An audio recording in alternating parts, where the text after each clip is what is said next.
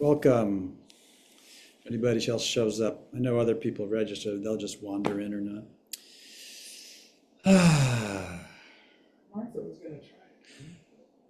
Martha. Rosenthal. Oh, really? That would have been a nice surprise. She couldn't the last time, and she said she wasn't. Oh, that would have been wonderful. Well, whenever she does, that would be a You treat. can't imagine how much this 84-year-old has going. She's 82. It's great. 82, whatever. I love it. Okay. Bring yourself into this present here. I was going to say present time, but presence is not in time.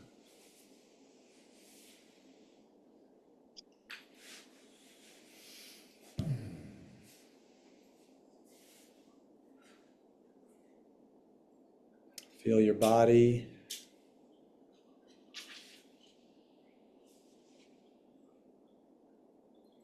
Notice your breath.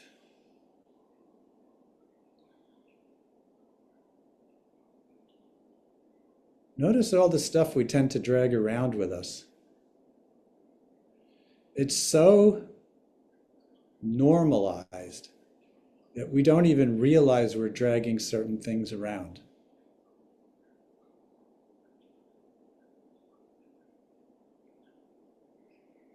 But imagine that you have complete permission to put everything down. All concerns, all patterns, and just be here now.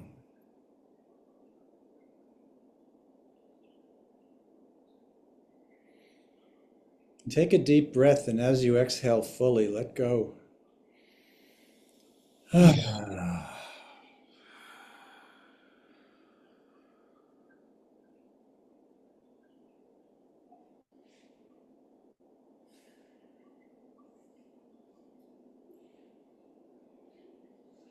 think carrying memories around is really important. Somehow, if we don't, it diminishes something about us or for us. What if that's not the case? What if we could just trust the flow of the now, the flow of the here now, to bring us whatever's necessary for us here and now? How might that change your experience?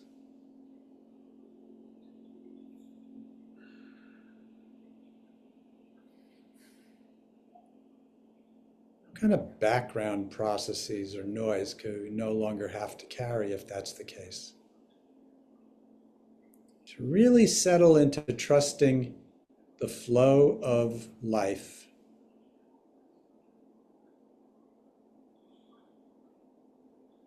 It's not a your life and a my life. They're not individual lives. It's just life.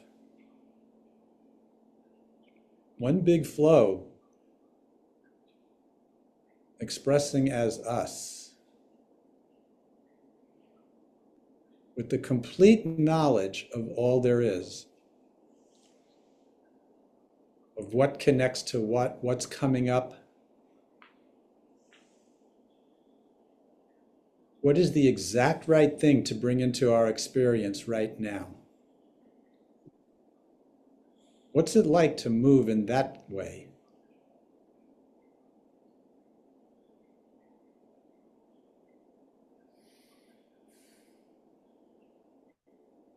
Might it be freer? Might it be more at ease? Might there be less fear?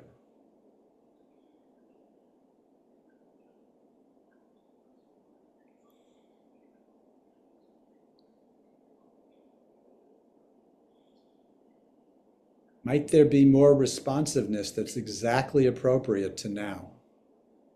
Spontaneous movement, spontaneous ideas, spontaneous feelings that come exactly in tune with the exact flow of now, right through this point in time space, if you want to look at it that way. And a nice thing is you could try it on. You could always go back to picking up all the stuff and trying to predict everything and trying to anticipate everything and trying to protect yourself from all sorts of unknowns. You could always go back to that. We do have that choice to play with this. So the invitation is always here. And I'm inviting us to step into this now.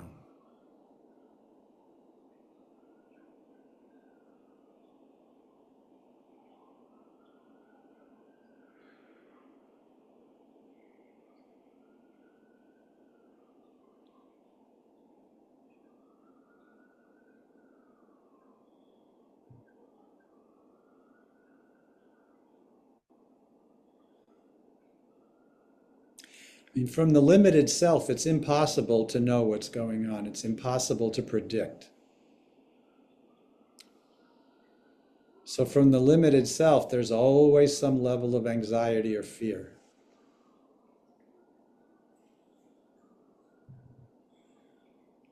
But what if that's not our only avenue for receiving information?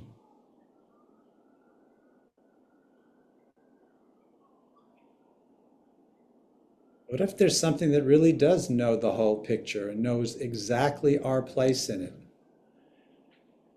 That's really looking out for what's best for us. Not in some parental way, but in a natural flow of the way things are at this incredible level of infinite intelligence. What's it like to move from this place? To imagine yourself being an instrument or a hollow reed or whatever idea comes to you about that. To allow yourself to be moved by this field.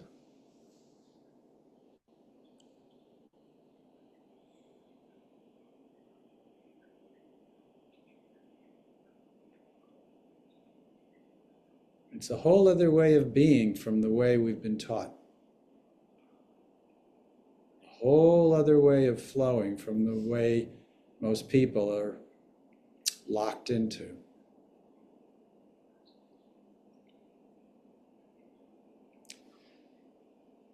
So for at least tonight, we invite this for ourselves and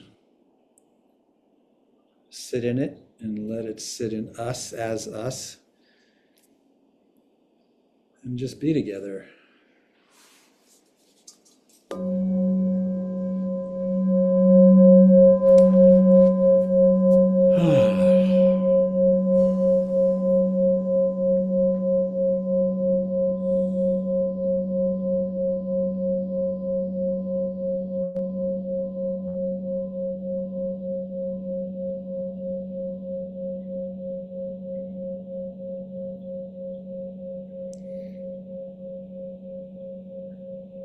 If you listen to the way most people speak during the course of the day and you add up the number of things that they use to, what's the next word here? To explain, to justify feeling anxious. People spend a lot of time in that space. Listen to the way people are using words. Last week we were looking into this whole thing of I am.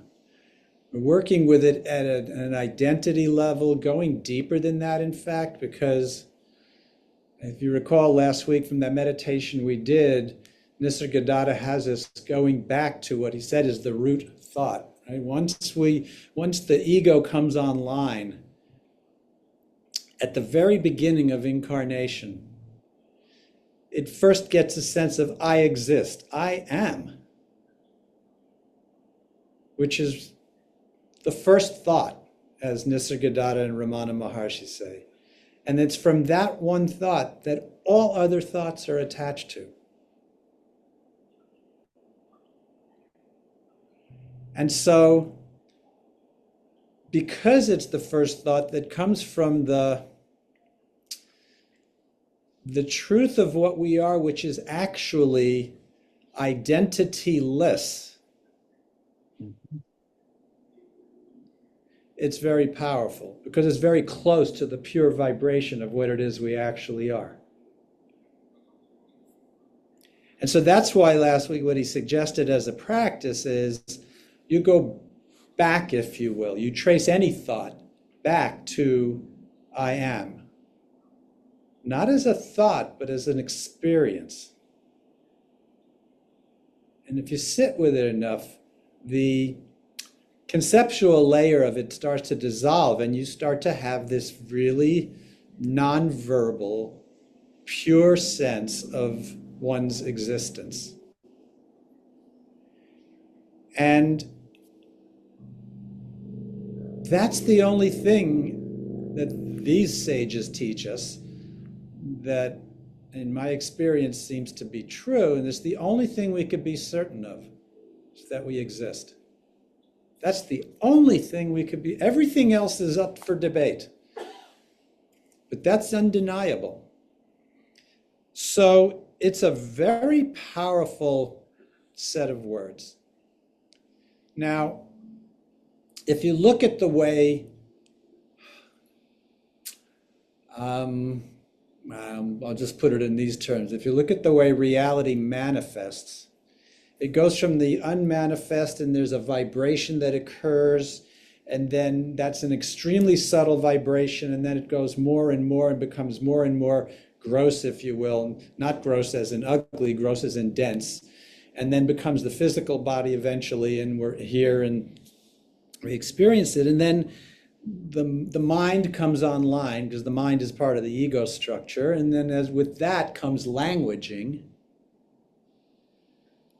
and then we start coming up with concepts because of the languaging, just so we can communicate with each other, and you see these layers starting to form. Because if you go back vibrationally to which is the clearest, the purest of it from a language standpoint, it's the words I am. Which means vibrationally, it's the cleanest, most powerful vibration you can utter when you speak.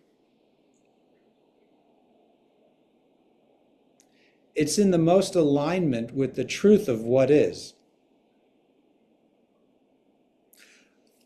There was a thing when I was reading, anybody here read Yogananda's Autobiography of a Yogi? I've read it 3 times, I think, and the particular line he mentioned in there that really, really pierced me and has lived in me ever since is he said something, I'll probably be paraphrasing here, but he basically said, to the one who always speaks the truth, and we'll come back to what that actually means, but to the one who always speaks the truth, their words are so powerful that whatever they utter must come to pass. That really hit me. And what did that mean? And it was many, many years later that I got a very clear download, because what came through is, for me, the way it was put to me was, speak the vibrational truth. Mm-hmm. Which is not about telling a lie, or it's not about that. It's, if we pay attention to something deep inside ourselves, in the pre-verbal space of ourselves, we could feel what the vibrational truth of the now is. What's true in my experience. And yes, there may be perceptual layers in there, there may be projection layers in there, but all you could ever do is, presuming you're committed, is to be as committed to sensing and speaking from your own vibrational truth as possible in the moment. And what I have found, being committed to that, is our words definitely pick up power. Because you know when you speak to somebody who's constantly lying, you could feel it. their words lie flat. There's no Shakti in there. There's no magnetic power in there. But then you get like a Neem Karoli Baba, who tells Larry Brilliant, you're going to go help rid the world of smallpox. And it happens. There's real power there. So what does that mean for us mere mortals? I say that tongue in cheek because we're not quite mere mortals. Mm-hmm. We are mortal at what I'll call the horizontal human level, but we're also divine at the vertical level simultaneously. And as I mentioned, it's the nexus between those 2 points, which is the place for us to live from while we're incarnated. And one of the things I have found that's really important and powerful in the service of speaking the vibrational truth is being conscious of the words we use, and in particular, being conscious in the use of I am. Because those are the 2 most powerful words put together that you could possibly utter through your nervous system and out your mouth. And there's a lot of New Age. It all came out of originally the New Thought, science of mind community. It said they kind of figured this out. And it's been around for a while. And so it can get abused and it can get watered down, etc. But there's truth to this. There's real power to this. What I put in the invite, not that I expected anybody to notice it, was between that moment and now, pay attention to your use of I am. And even if you didn't do it intentionally in that way, what do you notice about it for yourself? Does it just rattle off? You're just using it? Because there's a certain limit and a problem with language. You got to use language to communicate. And yet, there's something about it that I want to kind of bring to light. So before I go there, I'm just curious, what's your own relationship to I am? Is it relatively free form, not very conscious? Is it very intentional? Like, where is it for everybody? I'll wander in a little bit on that subject. You just talk loud enough so people I'm studying French and I've studied Spanish in the past, and they don't say I am hungry or I am old or I am tired. Actually they do with I am tired, but they say I have hunger. And it's always struck me that in English we are hunger. I am hunger, Mm-hmm. So in studying foreign languages, for me, it's really brought up the power of it somewhat. Just a noticing. And I don't even know why I noticed it for the first time. It's just, something that happened. It's really interesting because in the English language, it's used very much as an identity statement. And I really wonder, I'm curious to have somebody where French is their first language, or any of these romantic languages, this conversation with them and what it might look like. Because I'm going to float 3 statements to you. Well, before I do that, anybody else have anything they want to share on that front? I'm going to be with a French-speaking person tomorrow morning. So if you want me to talk to me more about that. Yeah, we will. That would be interesting. Will just come from Spanish class, where in Spanish, they don't even use the I, they just say soy. Soy means I am. No, they say yo frequently. Don't forget, it's always soy. Yeah. Actually, in Spanish, there's I forget the proper terms, but there's essentially permanent I, a condition, and then there's a temporary situation. Yeah, it's soy. Estoy and estar. Oh, excuse me. S and let's see, estar, and I don't know. I can say it, but I can't. I'm not sure if linguistic structures impact this level of consciousness or not. I don't know. No, the point is that when you say something like "yo soy California, I'm from California, or I am Californian. But then you can say that if you're hungry, that would be a temporary situation. I think And there's a different verb form for that. That's interesting. in either case, Yeah. whether Oh, you- soy and estoy. Sorry, it's been a long time since I actually had to explain this or think about it consciously. But soy and estoy. right. I was gonna say, in either case, whether it's I have or I am currently, it's still referencing the temporary self.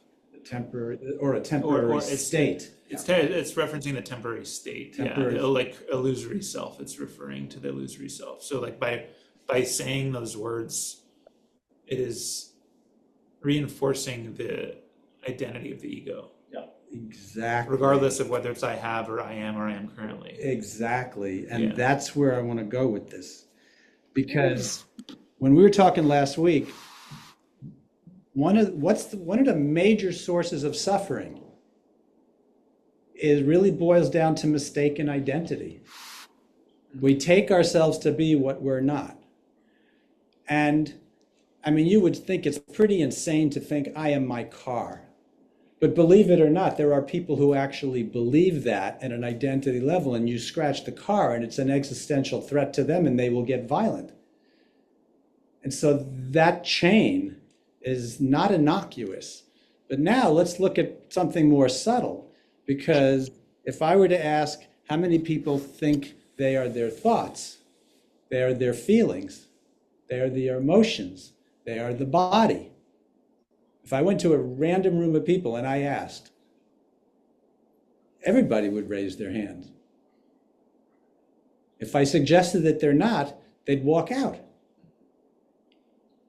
But what's going on here? That when we say mistaken identity, this is what we're talking about. Thoughts, feelings, beliefs, sensations of the body itself, circumstances, these are all temporary manifestations, and we call them objects of consciousness that come and go. And at the deeper levels of consciousness exploration and the journey of discovering what we are, where Nisargadatta says, in order to know what you are, you really have to know what you're not, because you can't possibly describe what you actually are. So we have thoughts, feelings, beliefs, etc. And if we listen to that, I'm going to throw 3 statements at you now and see if you could feel the vibrational difference between the 3 of them. I am angry. There's one. I feel angry. There's 2. Anger is present. There's 3. How do they strike you?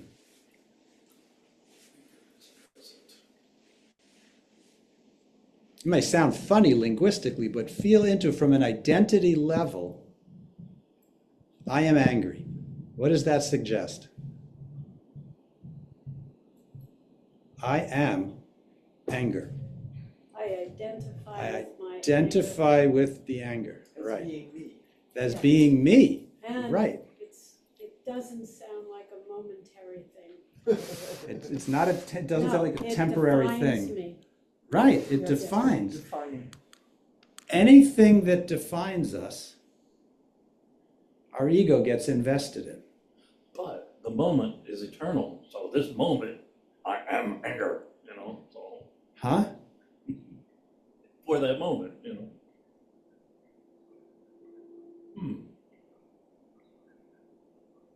Except you're talking to yourself and saying it, and it becomes something you want to hold, that even unconsciously you're going to hold on to. That's the point.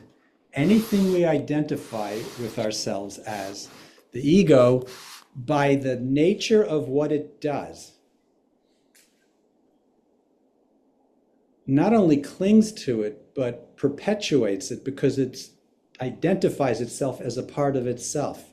And the ego's job is self-preservation. So if it thinks I'm anger, or I'm more generalized, I am the feelings, I am my feelings. That word's another part. I am and my go very closely together. If I am my feelings, there's a whole lot of loaded stuff in there. Number one, very hard to let go of them. Because how could I let go of something that I think is me? Number two, and I used to suffer from this when I didn't feel good, because feelings are very fleeting in case you haven't noticed. Right? So if we go into the nature of these objects and the speed with which they change. First we have thoughts. Thoughts come and go, thousands of thoughts a minute or so, depending on who you are. Feelings, a little bit longer. They hang around more and they go together. One can perpetuate the other, and they do. Emotions carry even more gravity than feelings. And then the body has even more of that. That's a slower wave in terms of what changes. But every one of these things change. If I think I'm any of those, number one, if we go according to the sages and what we're taught we are, that's mistaken identity. We're none of that, but we think we are, and the ego gets a hold of it, and it gets caught up in a mistaken identity, and then that's the confusion right there, because then it's trying to cling to certain things that it decides it likes about it, what it wants for itself, and it tries to push away things it doesn't want about itself, and then that spins off projection, and then we just get into a whole nightmare of what's going on the planet, which eventually leads to war. I mean, it just does go out that way. But the thing that reinforces the identity, the mistaken identity, perpetually is the unconscious use of the phrase, I am. And that's where I'm going with this, at least in terms of tonight's conversation. That if I think I'm the feelings, and I had done that forever, for a long time, then what goes on is almost everything, consciously or unconsciously, that I'm involved in is in trying to manage the feeling space so I could be okay. Because if I have feelings that don't feel okay by my definition, then I'm not okay. And that creates more angst. And it's this feedback loop that just drills in and creates everything from anxiety to depression to OCD to all sorts of things. And then I get invested. Now I'm trying to, and this is where the Buddha comes in and says the source of suffering that's all tied together is the clinging of mind. And the clinging of mind takes two forms: wanting to grasp onto certain thought feeling structures that the mind likes and try to push away the ones it doesn't like. And so moment to moment now, the ego mind is preoccupied with push-pull, manipulation of that space of feelings so it can feel okay. There's no winning at this game. There's no peace at this level whatsoever. So now start listening to everybody's use of I am. I am sick and tired of the ba-ba-ba. That does not come for free. Your cells are listening to your words. So, but here's the things. I mean, if you're conscious, you could easily get away with not having to say things like that and get more truthful for yourself. I feel anxious over this, which is very different from I'm sick and tired of. It matters. It actually does matter. And I know from working with this for decades, what happens is it plays a substantial role in gradually extricating yourself from the mistaken identity. And when these layers that are constantly changing, are going to continue to change. But what happens though is thoughts come and go. Now, if we identify, we think, my thoughts. What makes you think they're actually your thoughts? Well, that's because a different thought told me they're my thoughts. Well, you know what that is? Just another thought. It was a game changer when I realized, wait a second. What makes me think that every thought is actually my thought? And what happened after I recognized it, and it came from the same kind of thing where I stopped identifying with these things, I started to realize, oh, wait a second. I'm the awareness. That's stable. That is perpetually stable. I'm the awareness that is aware of the field in which thoughts arise and fall away. Feelings come and fall away.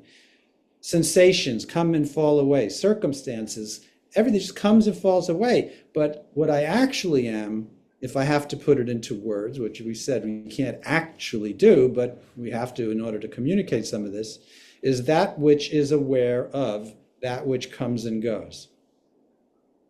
Well, what I started realizing is those thoughts could be coming from the collective. It could be coming from the guy I'm sitting next to on the train.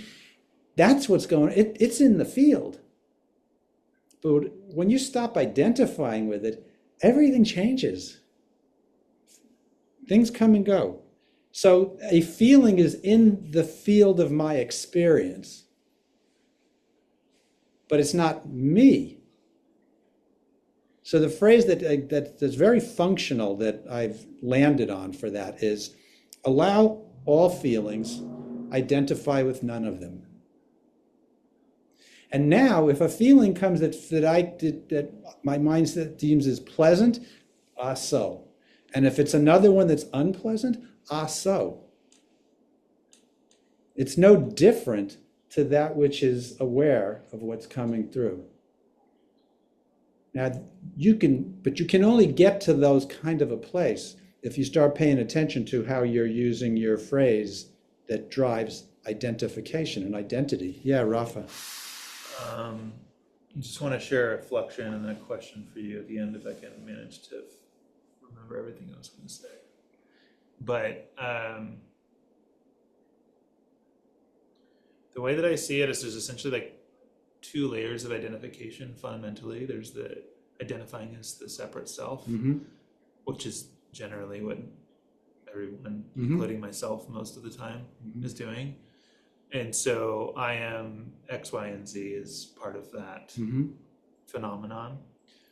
And in relation with the mystery, or God, infinity, whatever you want to call us, that's when, if I am a separate self and I am in pain and I'm praying to God that this goes away. I mean, beautiful as it may be, that's still reinforcing the sense of a separate self, or that identifying as a sense of a separate self. It is still identifying it. Versus the secondary mode of identification is identifying as God, as identifying as infinity, and or the soul, which is a partition of that infinity.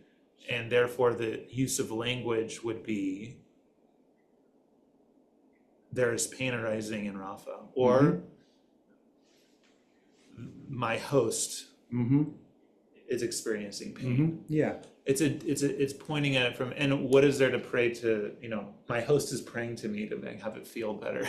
But there's just a different way. And I think that is the place that I prefer to abide in, because it's a lot more peaceful place to exist in, and it lowers the amplification of suffering quite significantly. It does. And the question and the comment that I made like a month and a half ago here is, what language works to not sound like a fucking loon? Everybody in the world, this host has to cooperate with on a regular basis, because it's you know what I'm saying? Right. And thank you. And that's where we come to using I am consciously or unconsciously. If you're using it unconsciously, you're just falling more and more into the Maya, into the illusion of the separate self, the identification, as you're pointing out, the reinforcement with it. You could use it consciously, which says, I can speak these words as a matter of needing to communicate with another human being in order to communicate, and simultaneously experience this other layer of understanding the truth of it. So would you recommend almost like internal dialogue being of the my host is experiencing or Rafa is experiencing in a third person, but then translating it in real time to other people and just being aware of that translation? I think that's computationally heavy and I not know. necessary. It's not necessary because what's going on is it's actually the ego that's doing both layers simultaneously. It's just that it's a different cognitive layer. But the way out, or the way I process it, is I have a non-verbal awareness of the deeper truth while I'm speaking.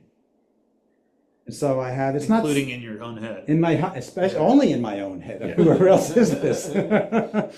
I meant verbally, No, externally. it's usually in my head. That's the problem. Her head, yeah. She's been trying to not identify with me. Thank That's what God this I'm not idea- married to this guy. So would that be in the head space or would No, that be in it's- the heart space? Well, it's thank you. It's really it's both simultaneously.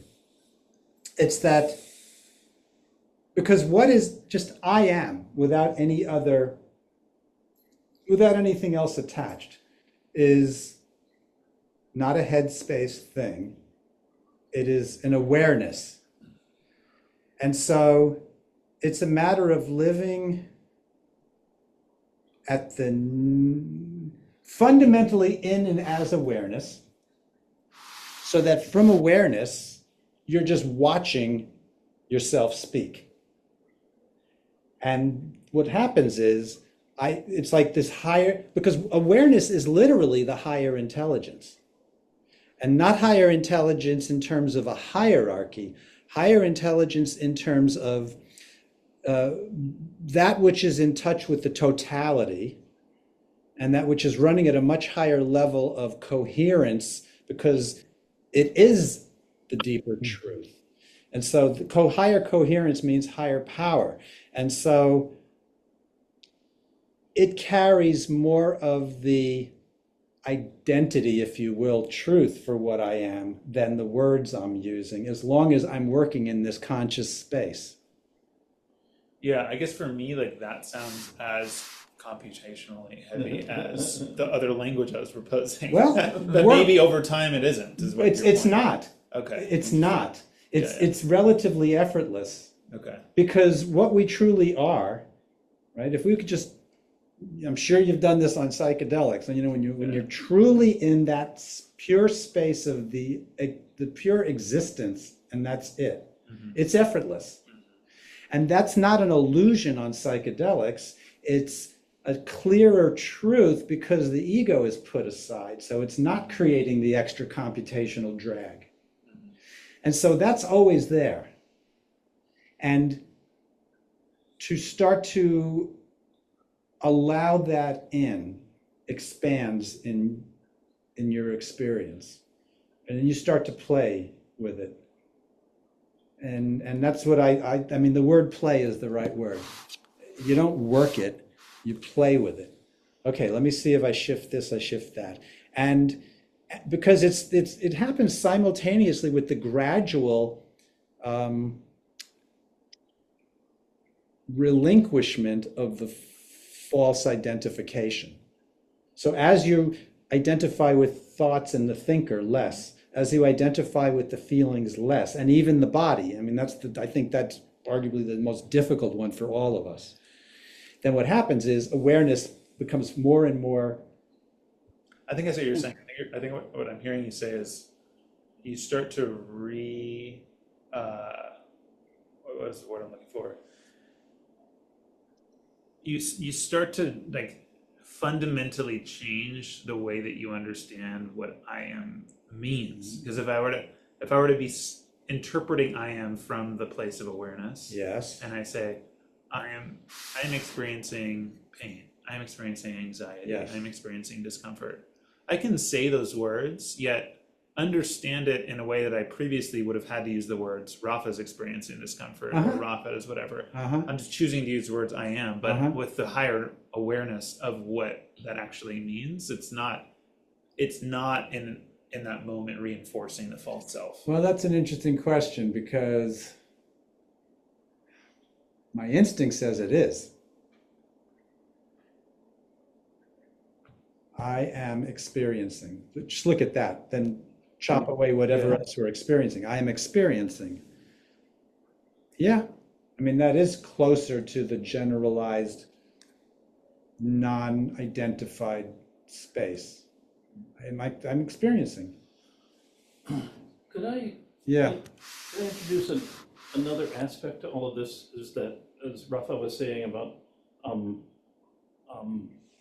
realizing our godhood, and that comprises a vast array of beingness and beings, your guides, your higher self, and everything, every being who is present to help you realize that you are no different than they are, that they are here to work with us in partnership in creating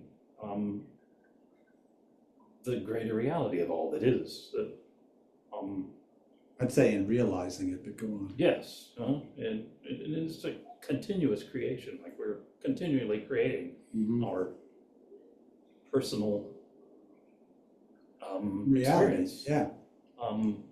So there's a whole pantheon. I mean, these beings that you have pictures of right behind you are still with us in a very present way.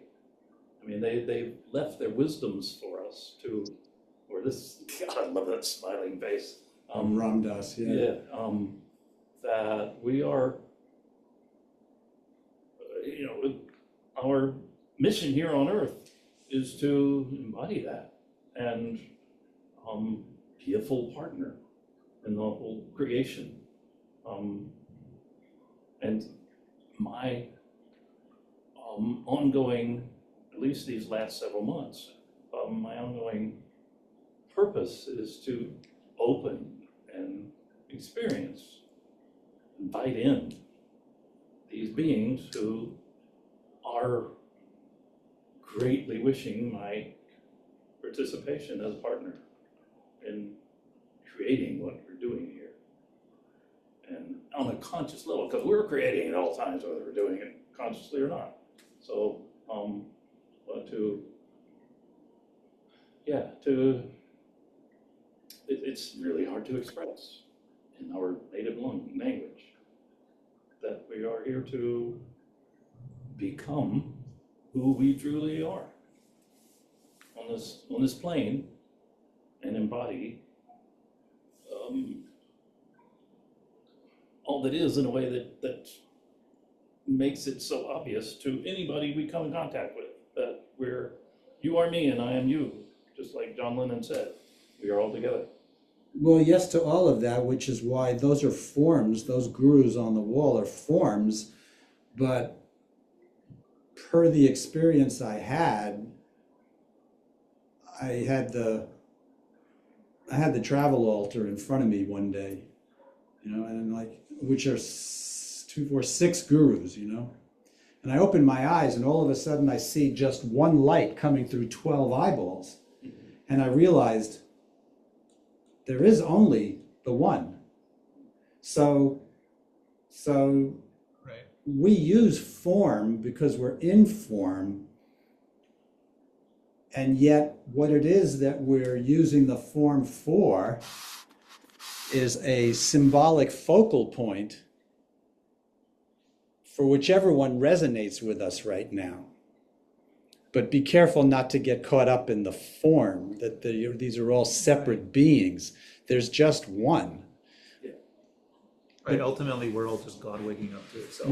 It's just God waking up to itself. Yeah, and what we're talking about with the words I am are like common pitfalls of the ego clenching and grasping onto its Exactly locality, which essentially becomes an obstacle or a haze in front of God waking up to itself. Correct. And I now back to making it as pragmatic as I can possibly, which is the intent of tonight. whatever you attach to I am, you're supercharging.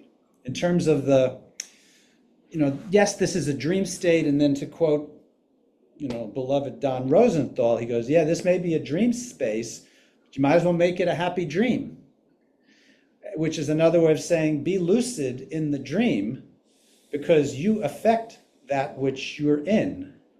Okay, that brings us back to the intentional use of I am.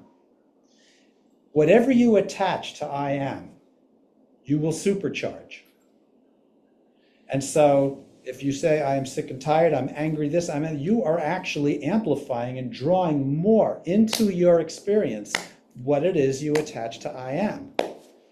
But if you say things like, I am safetyness, I am not even abundant, but I am abundance, what you're doing is you're now taking a quality of the totality, a quality of the truth. Don would also say the truth feels good. I mean, that was, believe it or not, that was like an eye-opener to me when he said it to me. Because I would do all sorts of things to somehow keep good feelings from being away from myself. And so the truth feels good. So things that are associated with feeling good are part of the higher vibration of things, which is why love feels good.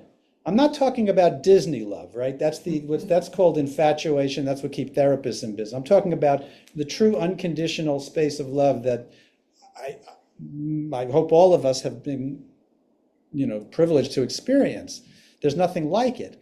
Well, that's, God, Guru, self, love, all one and the same. And that level of the attributes that come out of that, joy, creative flow, peace, harmony, Children. sometimes, prosperity, I mean, it's like all of that is part of that higher vibration. So attaching I am to that is a very powerful affirmation and way of manifesting it into your experience. So watch carefully of what kind of things you're using I am for that you realize, whoa, I don't really want to bring that into my experience, and be conscious of it, let it go. If it slips out of your mouth, no big deal. When I did the Silva Mind method training, they made it clear that if something comes out of your mouth, because they taught about how powerful words are for manifesting things. If something comes out of your mouth unconsciously and slips out, it's like you didn't really mean it. You go just in your mind, you just cancel it, as if you hit the cancel program on your computer. Or somebody else, and it just dropped in, so it goes on around me all the time. If I hear something within earshot of somebody doing an I am, that I know I could feel vibration in these, in my own being, I shift it for two reasons. One, I don't want to coming into the field here, but two, I'm actually helping the other person. But that's the tricky thing, it's like I'm not becoming an ego who's going out, saving other people. It's more like I'm in the service of the totality of the field, and my commitment is to be as aligned in my vibration as possible. And that, I could tell when it's true because it's effortless. If it's effortful, then I know my ego's getting involved in some, but when it's effortless, it's a playful joyfulness, then I know I'm operating in alignment with the deeper truth of it. And working at that I am frequency, if you want to put it in those terms, is very practical.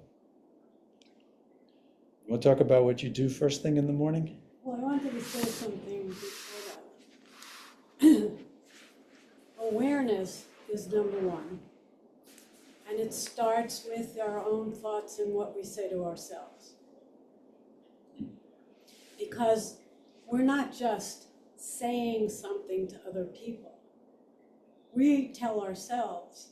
I mean, I grew up with a perfect example of all of this in a negative.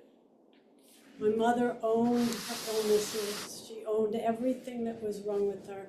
It became her identity. And she wasn't just sick. She would be, I am sick. She would tell me, when I answered the phone, tell them I am sick. And I can't talk. And It became a mantra for her. yeah, she didn't just have celiac, she was celiac. You know, she owned it, she walked her talk. And when I say walked her talk, she had everything wrong with her. And it affected her life. And she was a very happy, grateful person, which helped raise her up somewhat, but the ownership was so apparent. I was blown away when I saw that. I don't think I've ever met another person as gleeful to carry these many illnesses. Yes. Yeah. Oh, totally. I never saw anything like it in my life. So, for years, I've been aware of the I am statements in my mind first, because when we work there, it does end up, the corrective behavior or the understanding of it, the awareness, ends up leaking out in a positive way when you're speaking. And I wake up in the middle of the night, most nights, go to the bathroom. How do I put myself to sleep? I put myself to sleep with I ams. In the morning, I could say to Eric, I only had a couple of I ams. It was like I fell asleep right away. And then other times it'll be longer. I wake up for years. I've been waking up, and one of the first things I do is I go through just a series of I am statements. And it feels good. Feels good. Insert positive I am statements. Yes, positive Yes. I am statements. Yes. And so there are certain ones I go through on a regular basis, but the I ams in the middle of the night, they're just I am. It's gotten to that, the point where I'm not listing all of those that I would want to list. But And that's a deep surrender, because what it does is it's just simply claiming the totality of all the vibration at that level and trusting that it's going to come through and do what's necessary for you. it's just, And it works. I can attest to that. yeah. It works. Can I thank you? You're welcome. You have just opened the door for me, Whoa. of how it's, thank you. I'm gonna be doing that too. I love you.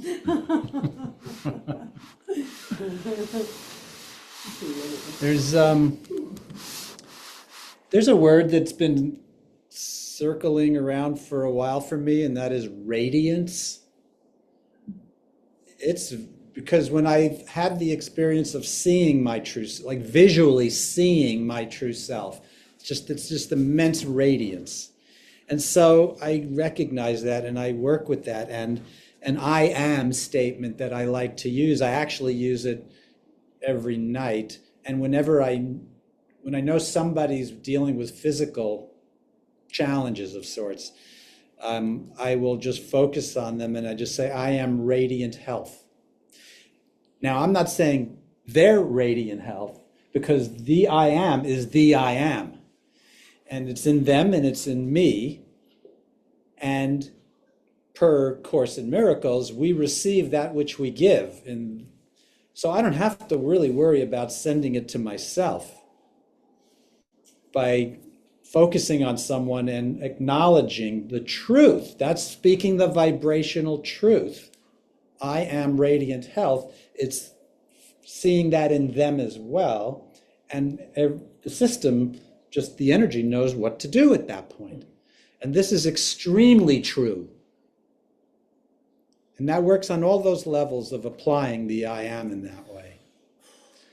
Now, with that said, I want to actually call out for everybody in the session tonight, our dear friend Don Dufford, who's not here because he went down to Mexico because he's been dealing with cancer for many years, and it's kind of accelerated, so he's gone down for some fairly intensive treatment. I'm sending I am radiant health to Don here. Whether, at some point it's time to leave the body for all of us, but if that's what's coming, then may it be easy. And if he's got more time, may that be clear,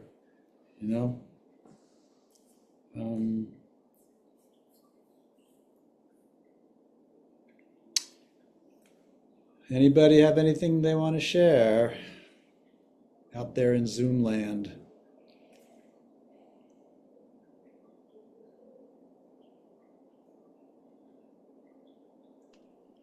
Hi,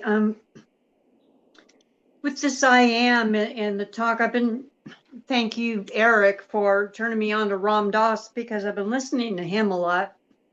And like when for example, when I had a bridge, just take out 4 of my teeth and fracture them. And I've been listening to Ram Dass for so long now. At first I was freaked out and the money and blah, blah, blah. But he would say, isn't that interesting? I have teeth. Isn't that interesting? I have fractured teeth. That's how I'm starting to think, which is kind of Beautiful. nice. Yeah, what has that done to your experience, Kim? It makes me more neutral, less ego. I still have the ego for sure, but it just, it's more like a flow. Things are in the moment. They're happening, just, Because you're not I go adding with it. layers, right? You're not adding extra unnecessary layers of anxiety into your own energy field, right? And if you imagine your energy field to be an electromagnetic mechanism, and it is, then the more clear it is, the more harmonious it is, the more it will draw in harmonious reflections. But if you get all freaked out, then you generate more freak out. Because what is the external world? What is this out here? Drama. What? Drama? Well, it is drama for sure. It's as the world turns on steroids. But actually, what is it? A reflection. It's a reflection of the collective. But in your own personal experience as you're moving through the world, what happens in your experience, what doesn't happen, is a complete reflection of what it is that you're holding in your energy field. And what you're holding in your energy field is the nature of what it is you're working with in your consciousness. So to use something as powerful as these I am statements with intention really changes the nature of your energy field, which therefore changes what it is you draw to yourself out there. And so what happens is most people are spending their lives, because the ego doesn't understand anything we're talking about. The ego is focused on out there because its job is to keep you alive. And so it's constantly in vigilance mode for threats and also to get its needs met. But it's focused out there. But here's the joke. Out there is a mirror. It's not reality. Out there is a mirror. Let me say this again. It is not reality. Reality is inward in your consciousness. So if you want to bring something about in the outer world, you go inward and you look, an honest assessment of feeling into what's going on in your energy space, and you do what it takes to clear, to be with, to allow, to resolve, to hold, you shift it on the inner world, and then like magic, it changes out there. That's a whole lot easier then ignoring your inner space, denying your inner space, which is what the ego does, and then just trying to manipulate the outer world to get what you think you want. That is tiring. That's what burns people out. It's a whole other way of looking at things because it's more aligned with reality. Out there is not real. It's an apparent reality that is a reflection of, and in often cases, a symbolic reflection of that which we hold in our energy field.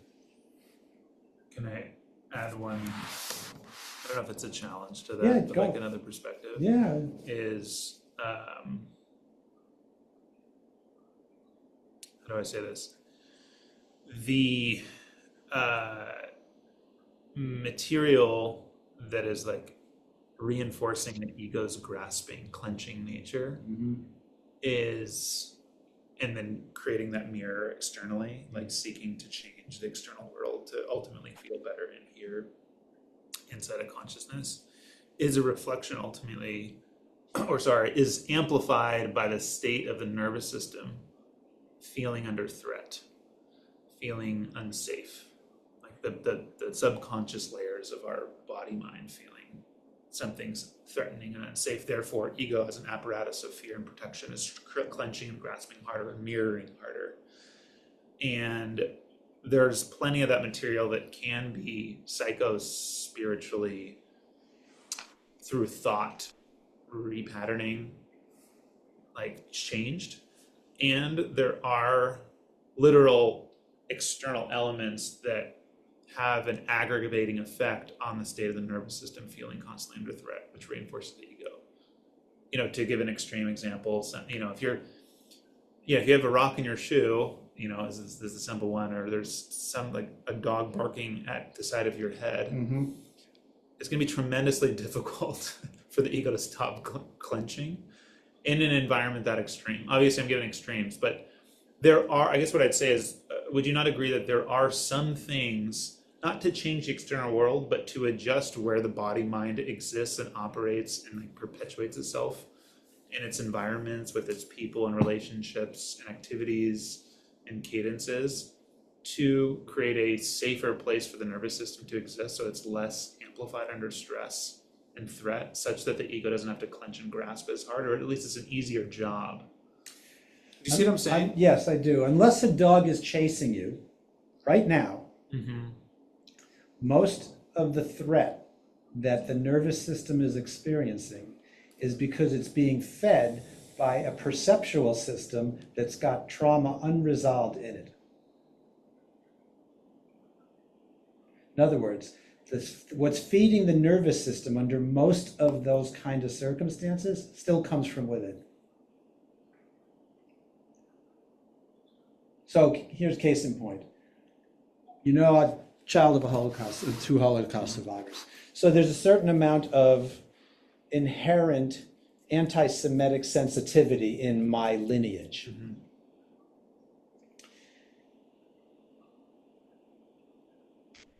As the last 5, 7, 10 years have been coming up, and there's been an increased amount of anti-Semitic activity out there,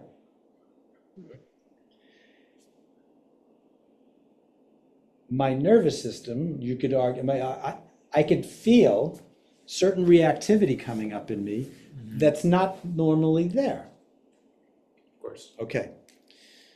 Is the reactivity because of the anti-Semitism or because of what I'm holding in myself about my history? In that example, it's the latter. Okay. I guess where I'd extend, like as somebody that's like, as you know, like managed a chronic illness for a long time. Yeah.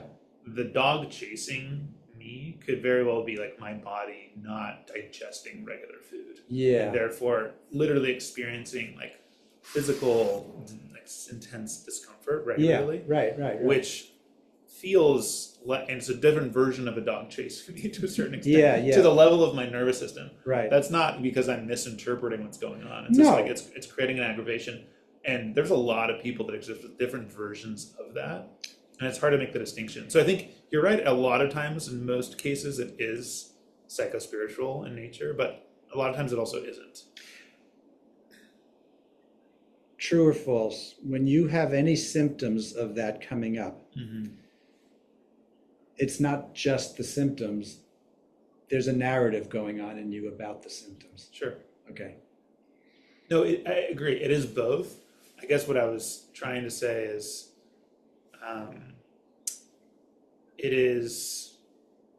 it's both, and the part that is the dog actually chasing you part, Yeah. the first arrow Yeah. and the 2 arrow analogy, Yeah.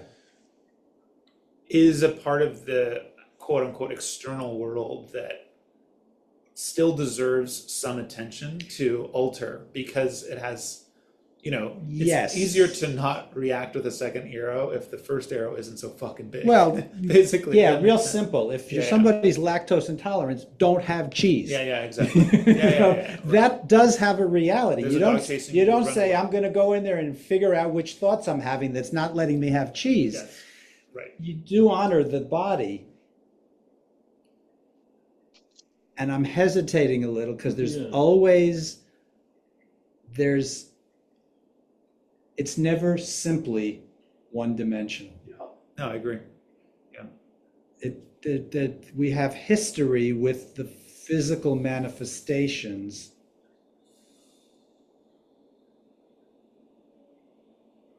And a lot of it is unconscious. And most of it is unconscious. And so we have to honor it. It's not a body and a mind.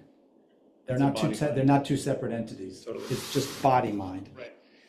And in fact, you could say it's body mind ego if you want to go to that level. And then if you want to keep going, it's just the totality. It's just what level of the totality is your consciousness focused in, and how are you relating with it, and how are you working with it. If we step back far enough, that's always the ultimate question. What's your relationship to the thoughts, the feelings, the sensations, the body, the neurology, the external? What's your relationship to it? John and I did a lot of work together because on various things John's been dealing with physically. And in one session, it became crystal clear, and it became so clear that I adopted it across the board. And that was, don't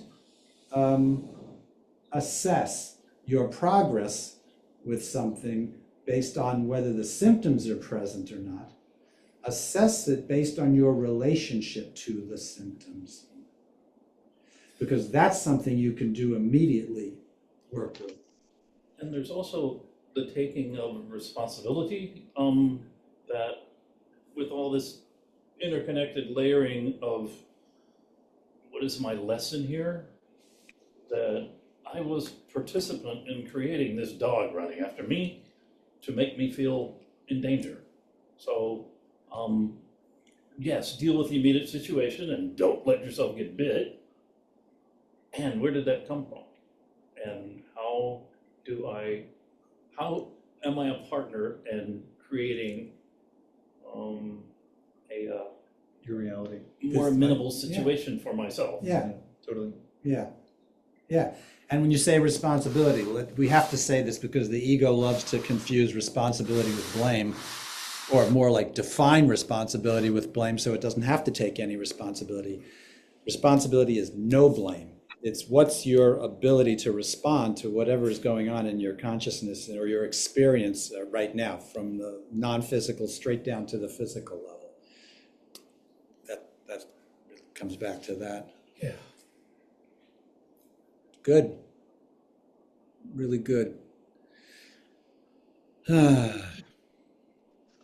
Anything else before we go do some meditation?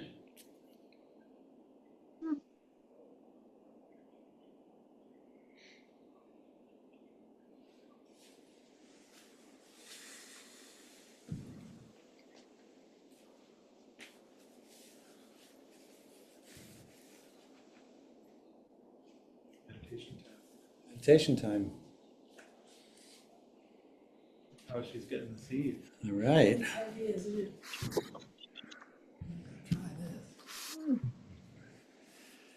Okay. Let's see what we're going to do here.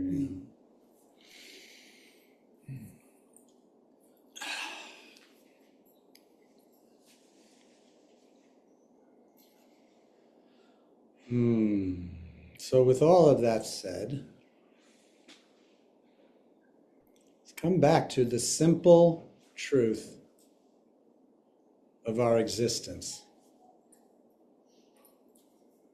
I am. Not I am this or I am that.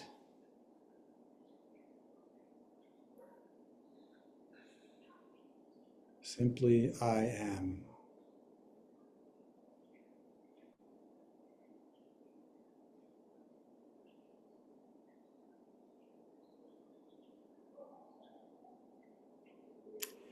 And you may want to rest in that as a mantra for yourself.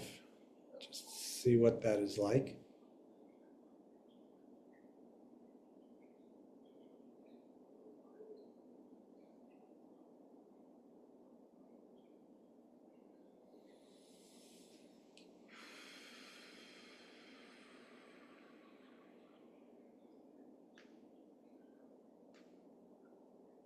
Interestingly enough, if you merge that together enough, it becomes Om.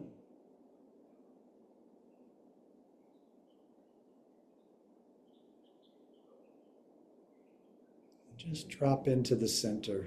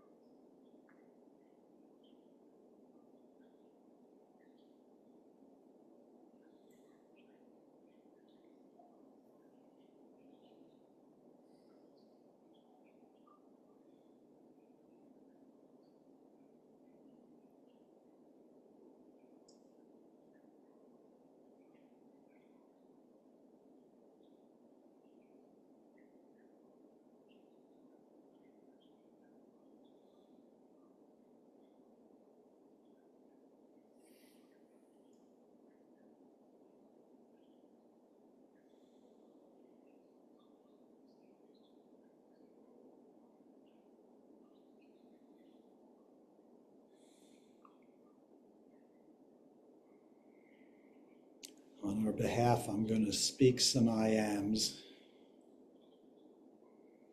Just let the vibration of this come through your own field and experience.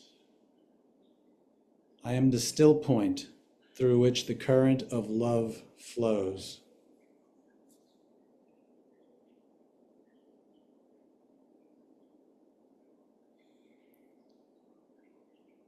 I am light.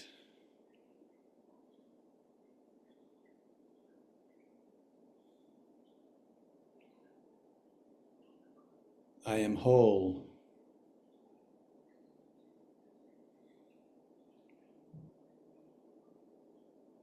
I am abundance.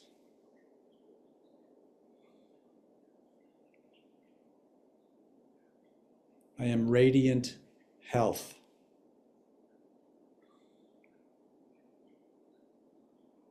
I am love in motion.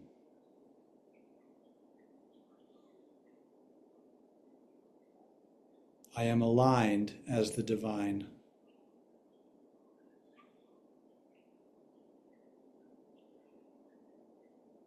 I am the eternal spark of the divine source.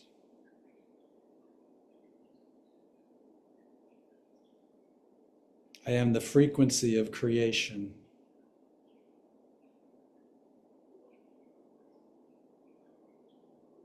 I am that I am.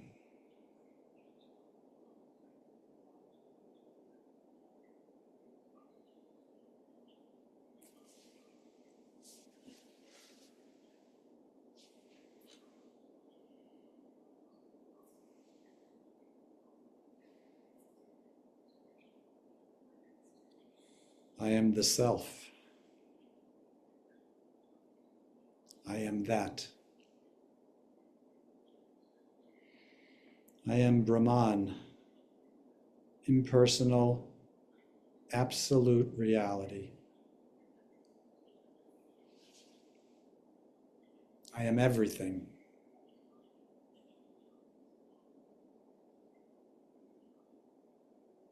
I am nothing.